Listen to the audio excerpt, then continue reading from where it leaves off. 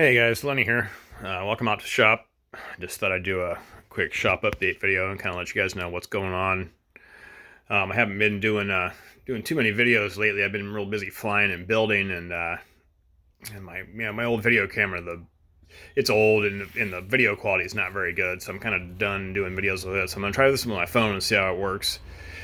But been working on this baits a lot. Been doing a lot of work on it, getting basically the tail section of this. I got my rudder servo, I've got my pull for my tail wheel, got that all hooked up.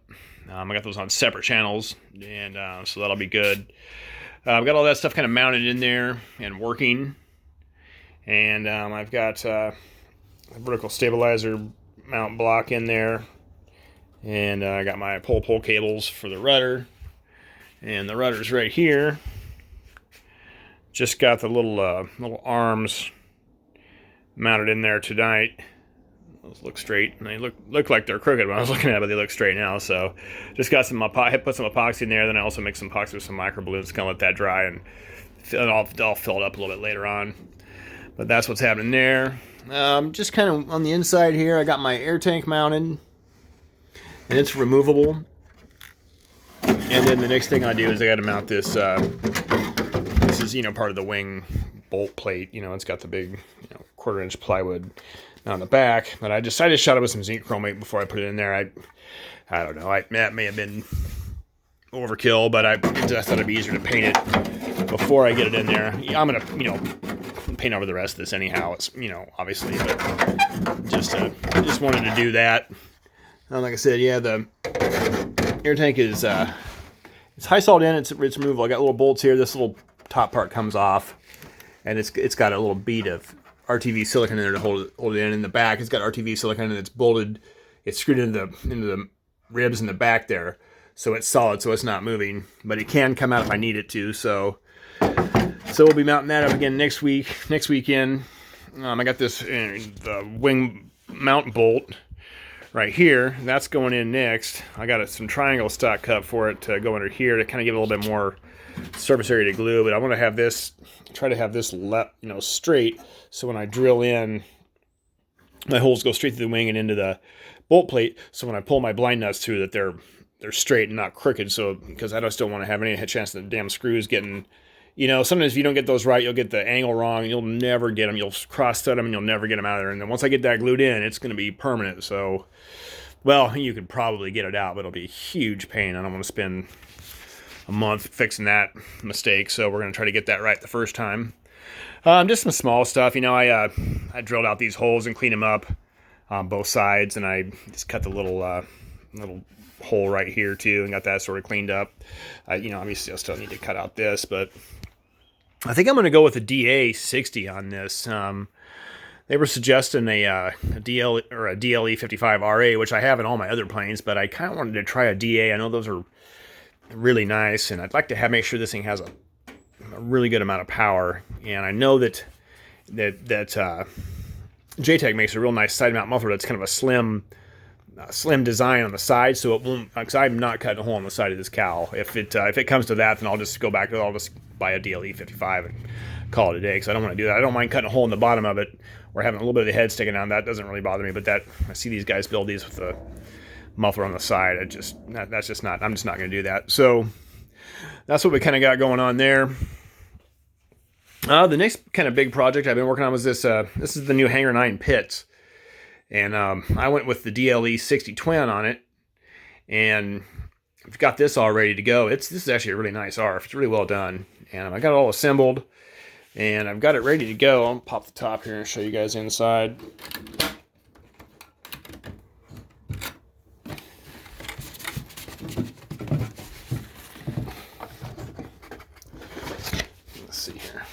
Yeah, I got my pilot. I had to trim on him. I finally got him put in there. So I got him glued in, or with some epoxy. And as you can see there, he's got some extra seat belts on. So those seat belts are little zip ties that I put on there. And I left them long. I can probably trim those off. I just wanted to make sure if I needed to tighten him down a little bit. But I think that's going to hold. So it actually came out pretty good. It fits in there damn near perfectly. So that's good. This is the Spectrum 12 channel power safe receiver. Here we got the AS3000.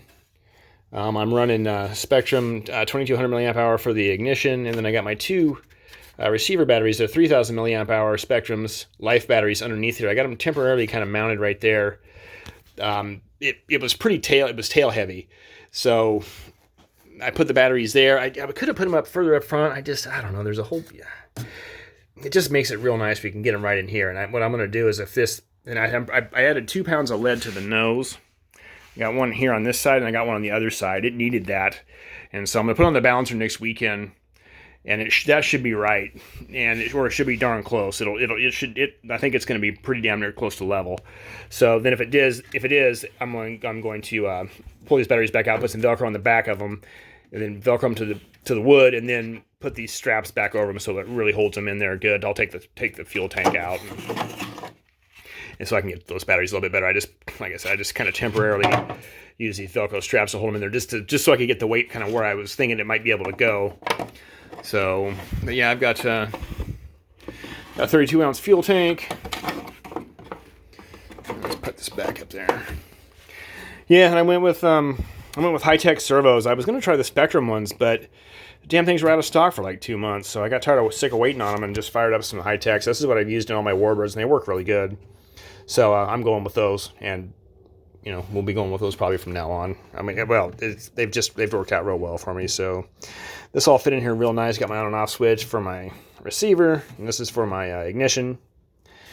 And yeah, it's ready to go. So just gonna balance her up, put it on the balancer again this weekend. What I found with this was really interesting. They say that it comes with these little pieces of wood here, and if you look on this side, this shows you where the CG is at, right? So you put these in here. They go up front. I'll just show you with one of them. And when you put the wing tube on there, they mount right in here. And they tell you to put it right on this hole here. And this is, if you look on the other side, that's where the CG's at. That's that hole. So when I balanced it on that, the thing was it took like 5 pounds of lead to get it to go level. It was super tail heavy. And so if you look at the instructions say 5 1/4 inches back from here. And so I measured from the front of this cabane center wing section thing, or whatever you want to call it, back to this hole. This is approximately 4.5 inches to the hole that they say. So they say anywhere between 4 and 6.5 inches, I think, in the instructions. So I measured, and I put a second hole here at 5 1/4. That's where it says to start in the instructions. If you lose this little wood thing, so I drilled the holes 5 1/4 inches back, and that's where I started balancing it again. So for right now, where I have it right now, that's where it's balanced at. So with the lead that I had in my batteries, where it's at, that's where it balances out. So we're gonna start there and see how it goes. So that's just one thing to kind of keep an eye out, is if you get this model, this suggested balancing thing here is, I don't know about that. That seems to be, I'm not quite right. I know with the guys from Hangar 9, when they did their little video, they used that Sato engine, and I know those are it's a much heavier engine than this, so they probably didn't need any weight, is what the feedback that I was getting from Horizon. But so this is what I've had to do to get this to work. And like I said, I had the weight kind of taped inside of there, when I last balanced this. So then I just spent this weekend some time just getting these holes drilled. I got them bolted in on the other side, and so that should be good. So we'll give that a try this weekend, and see how it looks. I got a Zor 22x10 carbon fiber prop for it, and just some other stuff I've been doing. Just kind of little small stuff. This is the rudder trim tab for my Bates Mustang. I just got it glassed and got a little primer on it, and this is going to glue into the rudder once I get it covered in Solartech. Just did a little bit of work on this elevator. Just needed some kind of finishing work up here by the control arm. So I got that just kind of primed. And yeah, guys, that's about it. Been flying my Mustang a lot. I got over 60 flights on it, and it's flying really good. And I'm using that telemetry, that GPS sensor from Spectrum, and that's really cool. It tells you your altitude. It tells you your your ground speed. And I've hit 128 miles an hour ground speed with this thing out of some dives and stuff.